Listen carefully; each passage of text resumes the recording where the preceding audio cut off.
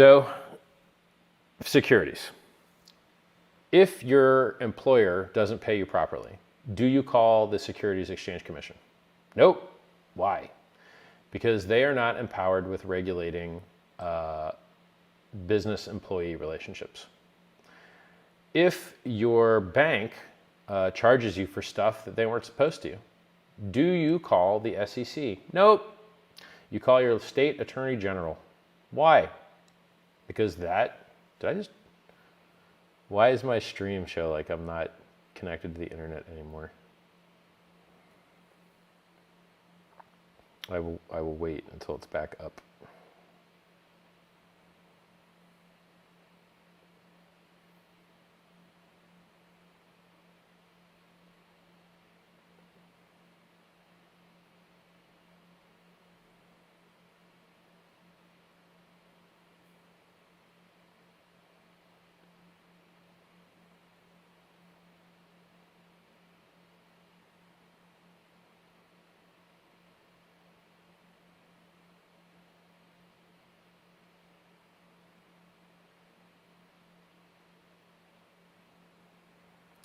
I love waiting on some internet.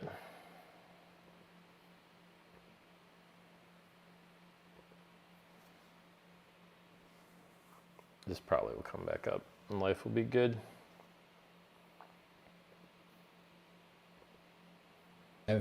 Hey, and, I'm back. Here we go. All right. It's a good thing I was watching and saw that I dropped. Because on my local recording, it doesn't show I dropped, but because I was watching your screen, I saw that I did. So back to where did I leave off? Do you remember which part of the Securities Exchange Commission, things they don't cover? Do you remember where I left off? You said if the people don't call them if they have a problem with getting paid. Sure. So what if your bank doesn't pay you what they're supposed to? What if they double charge you, like Bank of America, or rather Wells Fargo? I think it was Wells Fargo. They got fined massively for billing people for stuff they didn't sign up for. Do you call the SEC?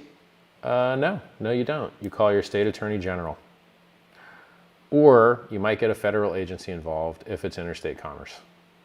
I had people do credit card fraud on my car stereo store. Guess what branch of the government I called? Wasn't the Securities and Exchange Commission. It was the Secret Service, because the Secret Service actually handles interstate credit card fraud. And it wasn't even interstate, it's just any credit card fraud, because the credit card fraud company is usually in Delaware. You're not in Delaware. And so they just kind of like say it's interstate commerce. So, well, that's a whole lot of stuff that's really important to people that has nothing to do with the Securities and Exchange Commission. So what is this little sliver of stuff that they're supposed to cover? Little tiny sliver of things that the Securities and Exchange Commission is supposed to cover, which I'll just refer to as the SEC. Well, they regulate securities. Okay, well, what are securities? Securities are when you put your money into a common pool with the expectation of profit solely from the work of others.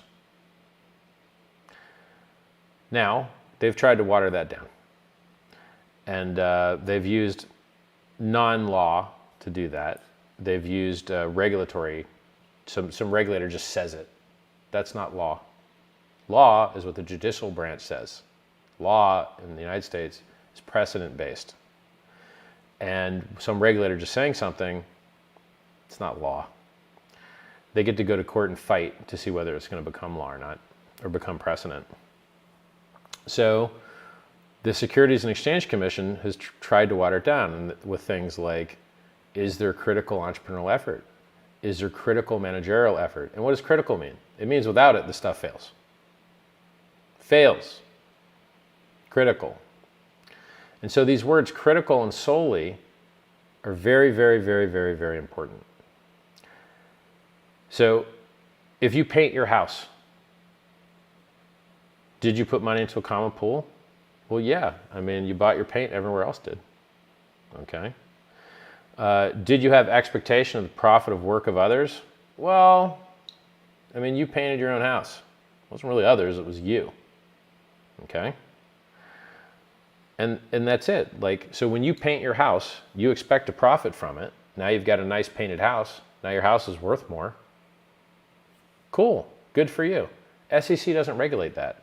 They don't regulate you improving your house.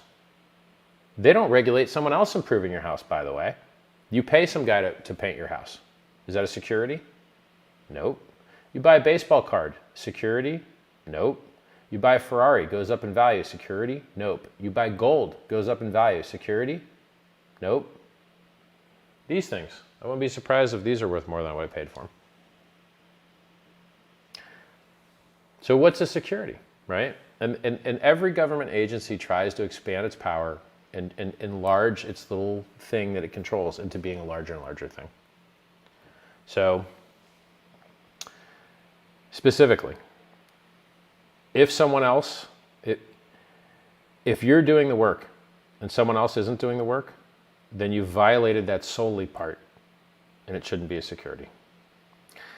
If there's no common pool, it shouldn't be a security.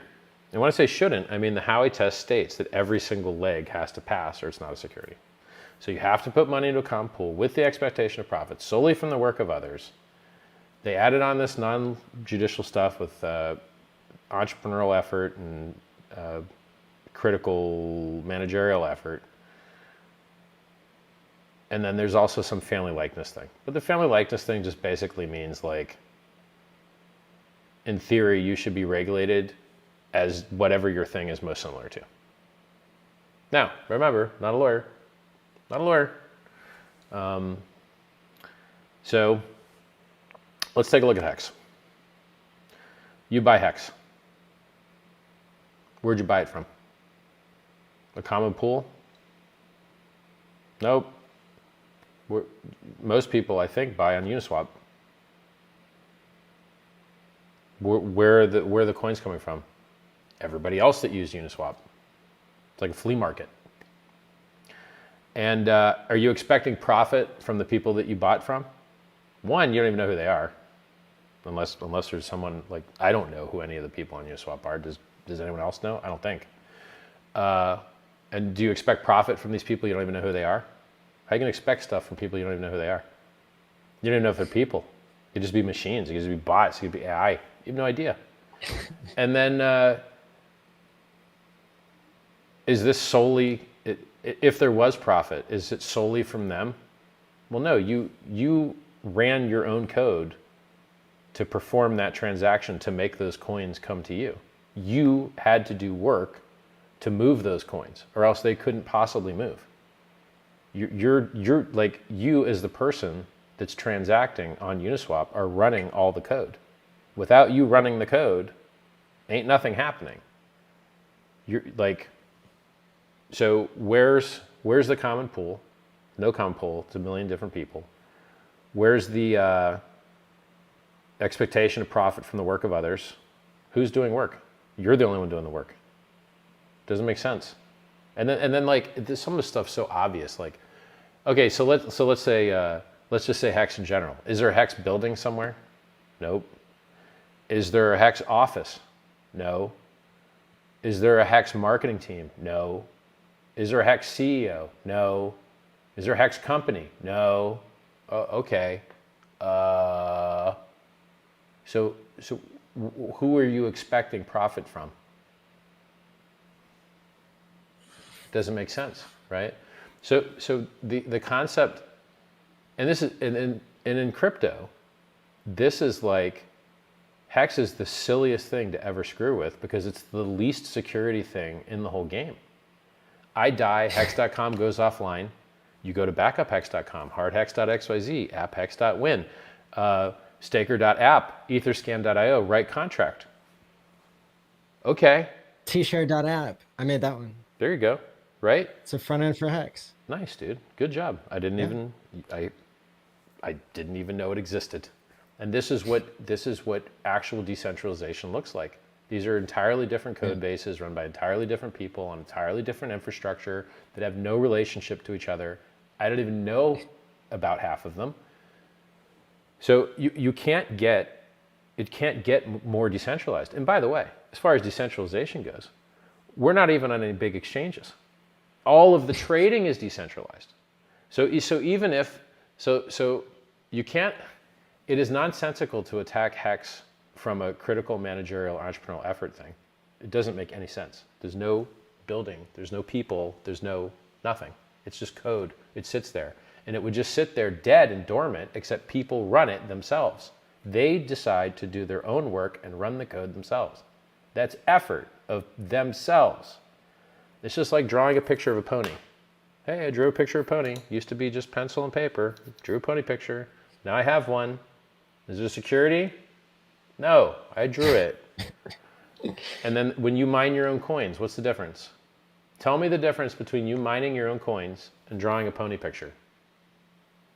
It's the same thing. It's the same thing. And the concept that anyone would try and tax you on drawing your own pony picture is crazy to me. And that's another thing that's coming up. You can't, if I draw a pony picture, you're not supposed to tax me on that. And if I do some math and mint some more quote coins, which are just like ledger entries in some global shared database thing, should I be taxed on that? What's the difference? What's the difference between me doing some math and writing down a number in a public ledger and me just drawing a pony picture? They both take effort. They're both recorded somewhere that you can see. So, like HEX is the strongest. It launched totally sufficiently decentralized. It has had forever many multiple front ends. It has no building. It has nobody working for it. It makes you no promises whatsoever. What do you want? It's drawn pony pictures, except you're minting quote coins, which are just ledger entries. So I don't know how one would try to successfully attack it, because I don't know what leg of the Howey test you try and say. I mean, so you don't have a common pool, you don't have managerial entrepreneurial effort, you don't have expectation of profit from the work of others. What's left? I mean, that's like every possible thing. Oh, okay, let's go family likeness test. What's it most similar to? Bitcoin. Except instead of blowing up the environment to mint coins, you just lock your coins up for a while. You can lock them up for a day. Okay, great. Everyone says Bitcoin's not a security. Sweet. So like, we just win on like every single possible front. And to the best of my knowledge, no one's ever been paid to do any videos for it either. So like, and by the way, it's the stupidest thing, because you're allowed to make videos about whatever you want.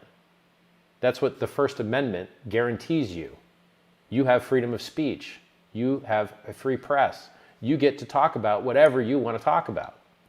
And if the government itself is quashing and abridging your right to free speech with strategic lawsuits against public participation, you can look this up in Wikipedia, to silence you, well, that's a violation of the First Amendment. If random government agencies are particularly targeting you to silence you, that's a violation of the First Amendment. And you're only supposed to have those types of violations in very, very specific instances, like yelling fire in a crowded theater, things like that. So free speech seems to be alive and well outside the United States. Yeah, I think like 3 weeks ago, a federal judge ruled like kind of against the SEC on some people who were involved in the Kim Kardashian case of Ethereum Max or whatever it was. And basically the judge said, yeah, you are allowed to pay people to advertise something because that's normal business. So I mean, I know the SEC Hexicans has got not being ruled paid- against recently for sending things to their own secret courts and skipping the real courts, apparently, also. Not a lawyer. But it's just like, I try and look at things from a perspective of how are you going to help the human beings? And I hate scams, and I do more to prevent people from getting scammed than the SEC does. So any of you guys from the SEC are listening, and I hope you are, I want you to know in the deepest parts of your heart that I've saved a lot more people from being wrecked than you have. Because I did everything I could to prevent people from putting their money into BlockFi. Did you? I did everything I could to prevent people from putting their money into Celsius. Did you? I did everything I could to put people in charge of their own keys and get them to have self-custody. Did you do that? I called the top on the day. Did you? What have you done? So I break my balls to save people. I'm warning people about bad dApps, fake airdrops, showing people constantly every single hack that happens, right? I hand out free coins out the yin yang. I created free coins, give them to Bitcoin holders. Now I'm creating free coins, giving them to Ethereum and every single ERC20 holder. I'm the giving tree of crypto. I raised $27 million for charity. You know what the SEC did? The SEC got paid $50 million by BlockFi for suing them. And guess where the $50 million came from? It came right out of the money that would have been used to pay people now that they're bankrupt. What? Hold on a second. So now the people that are hoping to get made whole in the BlockFi bankruptcy have $50 million less to get made whole because the SEC yanked it? That sounds like the opposite of helping people. That sounds like hurting people to me. And then you hear, like, I try to make the world a better place for people, and I just wish the SEC would use its power to screw up all the obviously evil, horrible things that are going on, instead of attacking the good people. And you're just like, why? Why not attack all the horror? There's more than enough horror to go around, you know? And there's so much other stuff that's hilarious to me. Enron, SEC approved. Theranos, SEC approved. Bernie Madoff, SEC approved. All these bankrupt Bitcoin mining companies, SEC approved.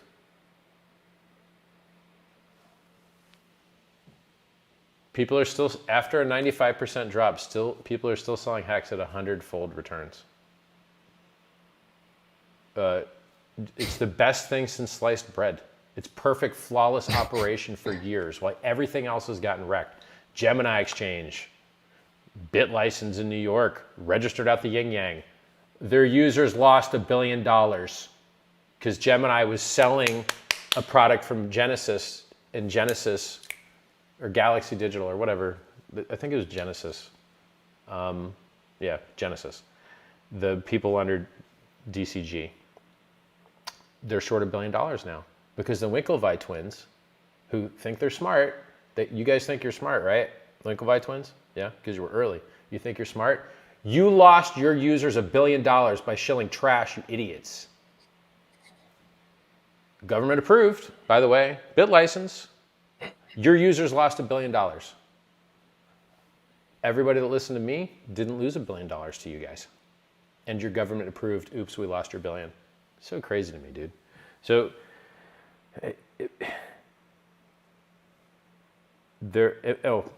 price down, right? Is Tesla a scam? Nope. They make the world's quickest, safest cars. Period. Their stock price is down 75%. Bitcoin went down 75%. Ethereum went down 85%. And they both dropped 90+% in the past. Bitcoin and Ethereum. Yet, they're some of the best performing assets that have ever existed in the history of mankind. So summary is, if I were a prosecutor and I wanted to screw up crypto, HEX would be the last thing I attacked, because it was designed to be compliant. It was designed to avoid all of these pitfalls. It was designed to be better, and that's why it is better. And imagine if everyone had bought HEX instead of Luna. Imagine if Michael Novogratz, head of Galaxy Digital, had gotten a HEX tattoo instead of a Luna tattoo. Imagine if Gemini and all of the other people that resold Genesis's yield generating project, imagine if they had bought HEX to generate yield instead of giving their money, lending their money to Three Arrows Capital and losing all. Or all the other bad loans that they made, or all the other fake DeFi that they FOMO'd thinking they were smart investors. No, they were just degenerates FOMOing whatever stupid crap they can think of. Oh, look, it's an algorithmic stablecoin that has negative reflexivity, and when it falls, it'll fall the hardest you can imagine. Huh? So like, if everyone would just join Team Richard Hart and join Team HEX and PulseChain and PulseX and just, this stuff's better, man. And it's better for reasons I explained to you very clearly. And if people would listen, they could be saved so many billions and billions and billions of dollars of harm. I'm doing the best I can to save people.